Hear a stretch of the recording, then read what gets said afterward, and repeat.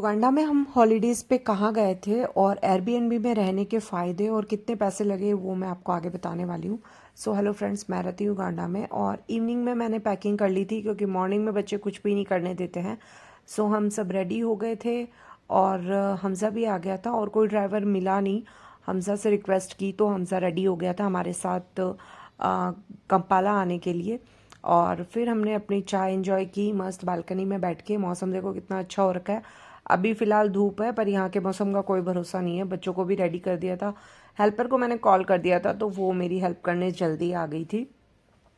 और कंपाला थोड़ा दूर है ना, तो कुछ हल्का फुल्का नाश्ता ही करके जाना था। पोहे बनाए थे और हम निकल गए थे घर से। बच्चे थे साथ में और देखो बाहर देखो कितना धूप लग रहा है अभी। बट यहाँ मौसम चेंज हो जाता है। हम ये जिंजा का ब्रिज है जो हम क्रॉस कर रहे हैं। और मैं अपने लिए जूस पैक करके लाई थी क्योंकि मुझे थोड़ा जी घबराने लगता है जब कुछ घर से खा के निकलते हैं। देखो बाहर बारिश हो रही है। हमजा गया था कुछ बनाना लेने और ये इनका शुरू स्नैक्स खाना पूरों को तो बस गाड़ी में बैठते ही चालू हो जाता है। और मैं अपना जूस पी रही थी। हमजा गया था कुछ गोंजा करके एक बनाना मिलता है यहाँ पे, अलग तरह के रोस्ट करके देते हैं वो। तो मेरे हस्बैंड को और हमजा को दोनों को पसंद है तो वो दोनों खाते हैं, बाकी मुझे कम पसंद है तो मैं तो नहीं ट्राई करती।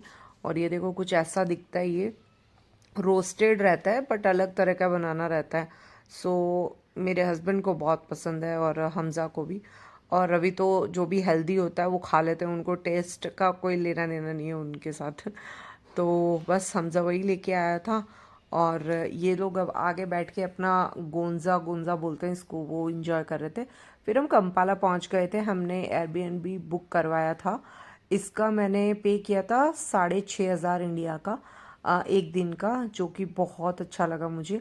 और यहाँ पे रहने के फ़ायदे पता है क्या है, आप कुछ भी कुक कर लेते हो बच्चों के लिए जो भी आपको बनाना होता है। क्योंकि प्रॉब्लम क्या, बच्चे कहीं कभी कभी छोटा वाला बाहर का नहीं खाता है और आपको भी हल्की फुल्की भूख या चाय बनानी हो तो आप बना सकते हो।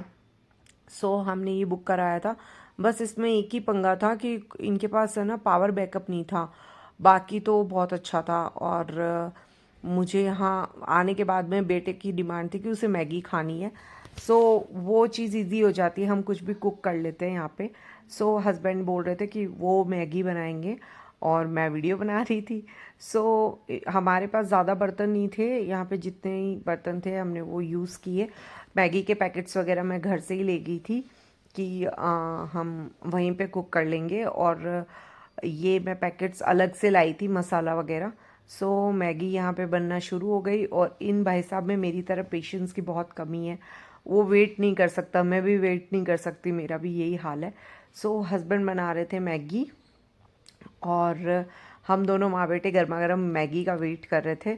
सो युगांडा में मौसम बहुत अच्छा रहता है। सबसे अच्छी बात यह है, इंडिया जैसी लू नहीं चलती, गर्मी वो वाला हाल नहीं है यहाँ पे। सो हस्बैंड बना रहे थे मैगी और मेरा बेटा कर रहा था वेट। छोटे वाले को कोई मतलब नहीं है, वो अपना आराम से खेल रहा था, उसको कोई मतलब नहीं है मैगी वैगी से, कोई लेना देना नहीं। बड़े बेटे को बहुत पसंद है, हम बहुत कम देते हैं इसको मैगी। सो कहीं जाते हैं तो ज़रूर पैकेट लेके जाते हैं। और सबसे अच्छी पता है मुझे यहाँ पे ये विंडो बहुत पसंद आई।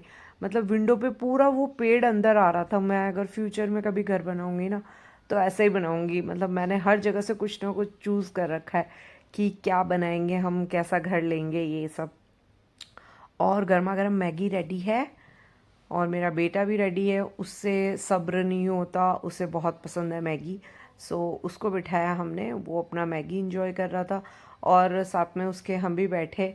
सो फैमिली टाइम हो गया अच्छे से।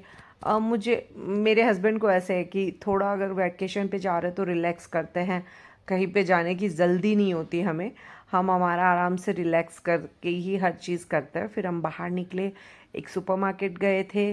कंपाला आते हैं तो ग्रोसरी कंपाला में थोड़ी सस्ती मिल जाती है, बाकी वैसे जिंजा हमारा जो टाउन है वो ज़्यादा सस्ता है।